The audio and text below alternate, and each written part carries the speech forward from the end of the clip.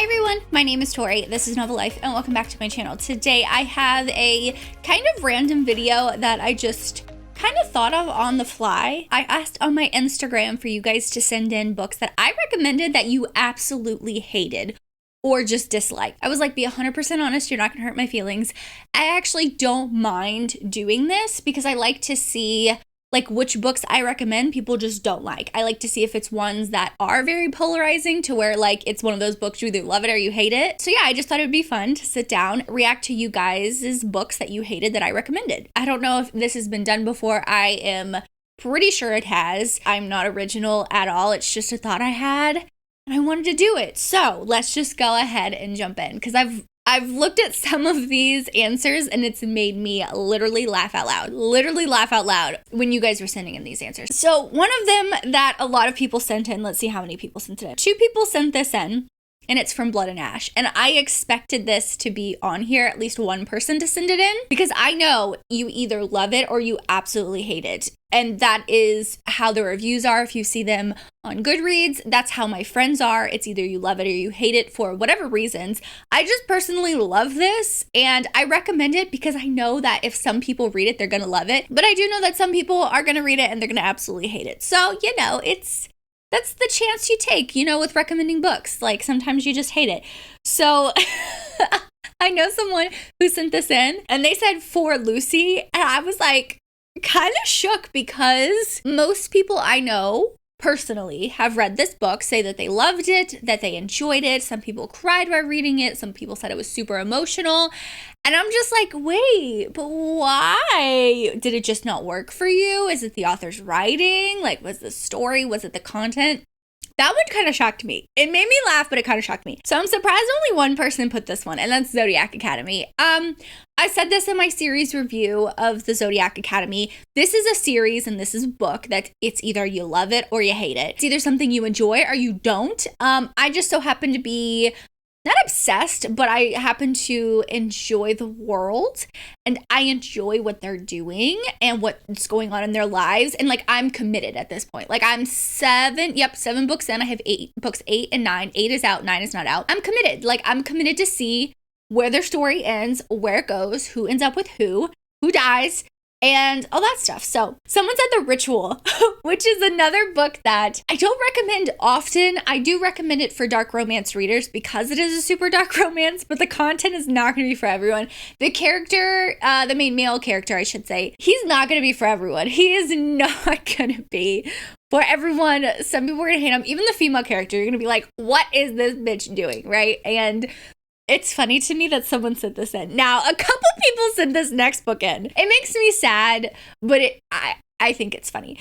And a lot of people, when they send in, they put in parentheses like, I'm sorry you love it, which I appreciate. So thank you if you did that. But A Million Kisses in Your Lifetime by Monica Murphy. I always say this with books that I think might work for people, but also might not work for people. I say that not everyone is going to love this, but I'm going to throw it out there just in case if the blurb sounds good to you and you can read it. And now sometimes I rate books highly based on like the emotions that I'm feeling or how I personally relate to books. And in this case, Monica Murphy's A Million Kisses in Your Lifetime, I knew it wasn't going to work for everyone because they're in high school. They're in their last year of high school. I think they're 17 or 18. And it's not that it's childish, but with characters that young, it's hard to kind of like read and enjoy a romance.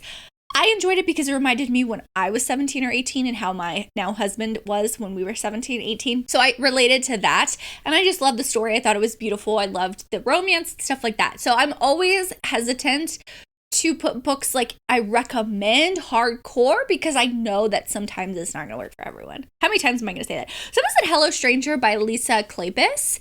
And I think Hello Stranger is my least favorite in this Wallflower series. Is it the Wallflower series? No, it's the Ravenels. It's my least favorite. I actually don't even remember who the characters are. I think I rated it 4 stars, but at the same time, it's not my favorite. Like there's other books that I recommend in the Ravenels that I love. Someone said, Even If It Hurts by Sam Mariano. They said, I couldn't even finish it. I'm sorry. I know you love it. Now, listen, it has taken me years to go back to Sam Mariano. I read Untouchable. Well, I tried to read Untouchable years ago, 3 different times, 2 separate times, I think. And I was just like, no, I can't get past this. I don't like this hero. I just can't do it, right?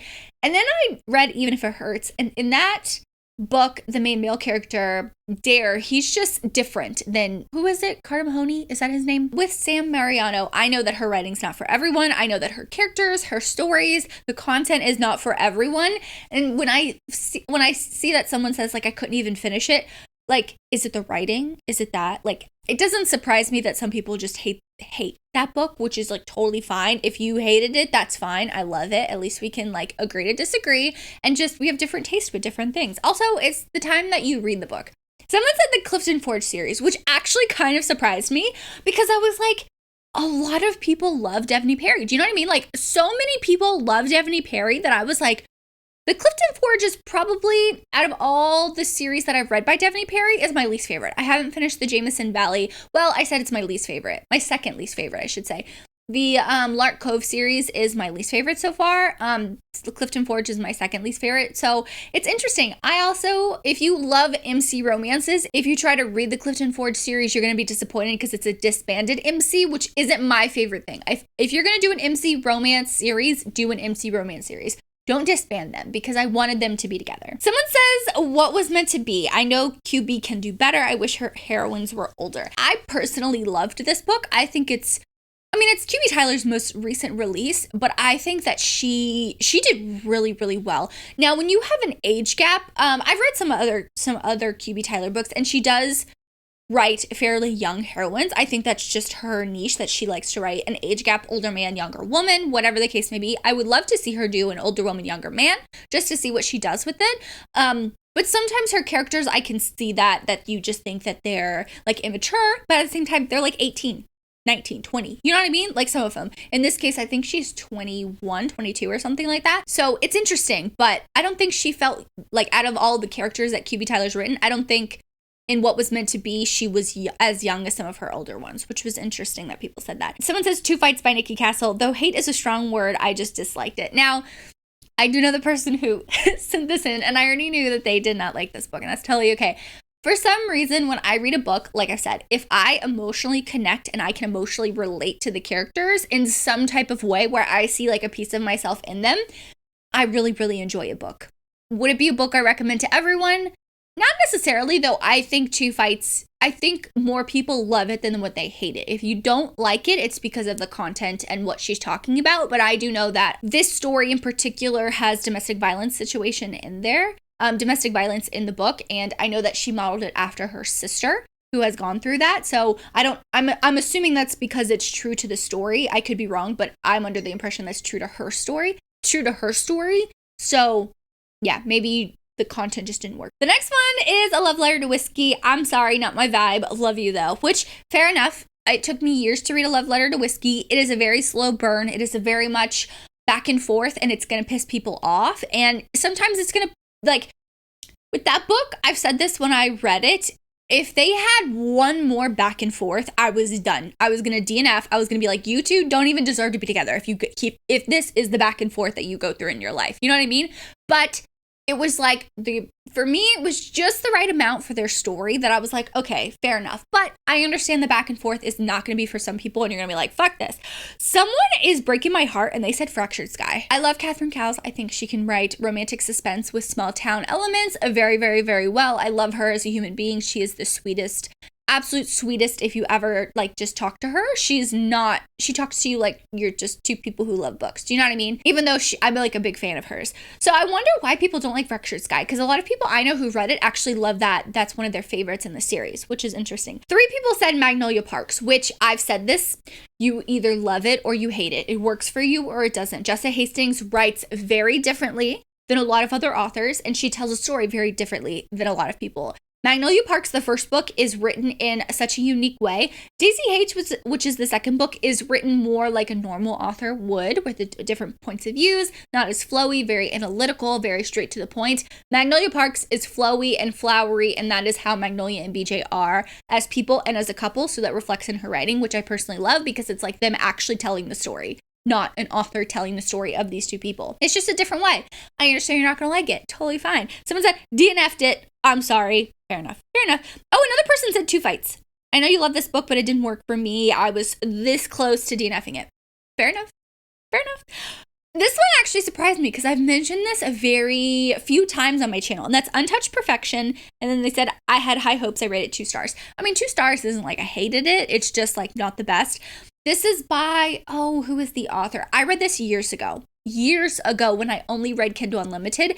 And if I go back and read it, I wonder if I feel the same way. I love the story. When I read it, that was one of my first kind of like, what I remember of like a super emotional romance where it like hit me in the heart, just because of what happens to our female character, and I felt for her. So it's interesting that they say that, but fair enough.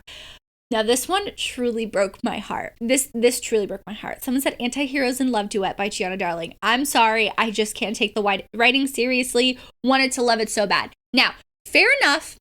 And the reason why I say that is because I understand Gianna Darling's writing is not for everyone. She is also an author that writes very flowery, very flowy. She's a very poetic writer.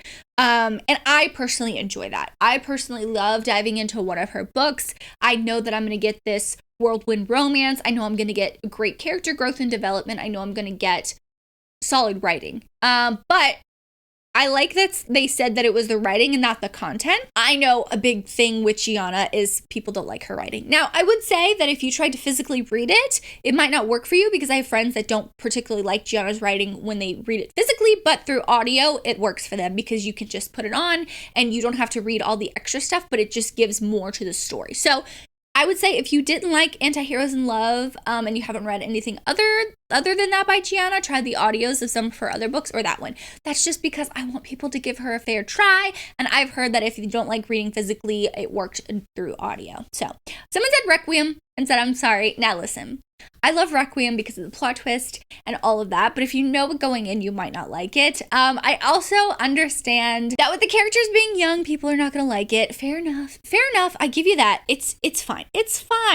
We're all fine. It's fine. The Hunter by Kerrigan Byrne. Her books just aren't for me, which fair enough. I have authors on my list that their writing just does not work for me. I figured that out and I know it, and I'm going to put them on my does not work for me list, and I will rarely pick up their books unless something really, really drags me in. You know what I mean?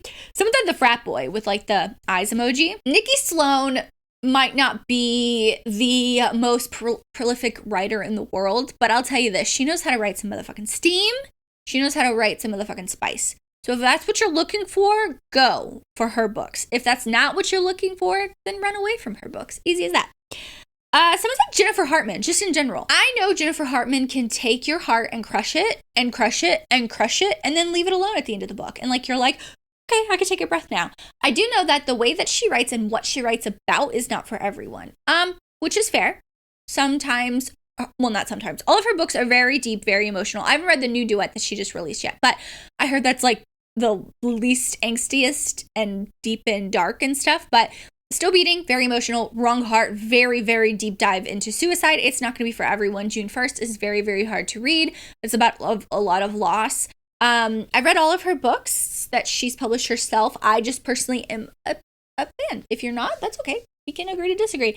A couple people said Ivy. I'm so sorry. I found it bland and like didn't have enough depth.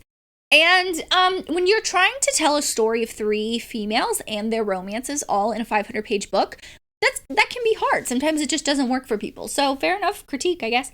Some people say Brutal Prince. I think I blame all of book 2 for that one. I hated it like beyond words. I'm sorry. I mean, that's such a popular book. You're going to have people that are going to hate it. You know what I mean? And the last one that someone said was didn't hate, just strongly disliked. 'Tis the Season for Revenge.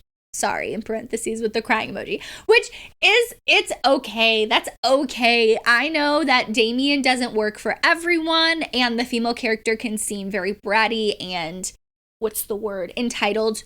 Fair enough. You know what I mean? Like, fair enough. So I know it's not going to work for everyone. But if you sent in something on Instagram, thank you so much. I just wanted to sit down and film this video because I thought it'd be fun to react and just see really what you guys do not like.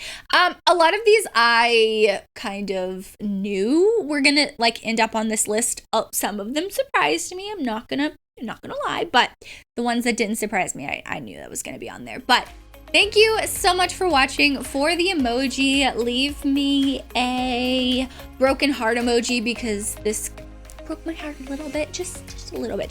Anyway, thank you so much for watching. Make sure you like and subscribe for more content for me. As always, I hope you're living a novel life, and I will see you in my next one. Bye, guys.